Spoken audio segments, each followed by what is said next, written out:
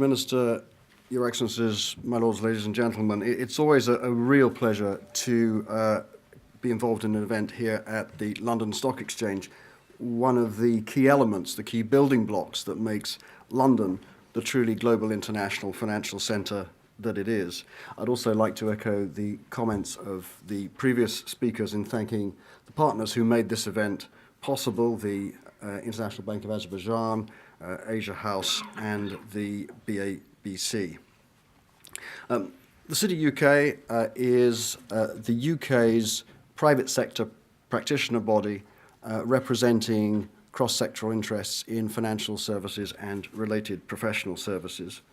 And it's one of the reasons why I'm delighted to be here today to see many of our member firms represented in this room, including the standing room only capacity, because of the value that they recognise in looking at the region, the value to the UK, the value of building effective business links, and the value, of course, to the broader European relationship.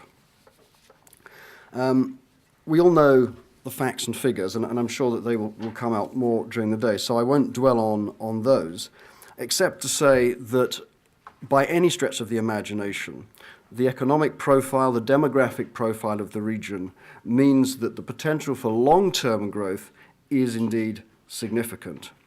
The political will to liberalise the economies of the region, to work with the rule of law, supported by strong government-to-government links and private sector-to-private sector links, are encouraging trends for the Caspian corridor region. Baroness Simons mentioned the WTO, and I think that as we've known one another for a very long time and worked on these issues, one of the key things that I think we share very strongly is a tremendous support for global frameworks, and the WTO is an important part of securing clarity, consistency and confidence in building business relationships. But what about the sector that I represent? Banking and insurance interests in particular are a key and important part of servicing a young, growing, aspirant economy. And indeed, as I mentioned earlier, it's very important that we work together to make the best of those opportunities both here in the UK and in the region. My organisation, as I said, brings together financial services and related professional services, and in a sense it mirrors why London is so important as a global financial centre. It's very much the cluster effect. The banking, insurance, asset managers, legal services, accountants, business advisory services, and of course the great market infrastructure that exists here is not really replicated anywhere else. And it's fascinating if one looks at all the ranking indices, and there's a debate about whether it's New York or London, and what about the emerging market centres.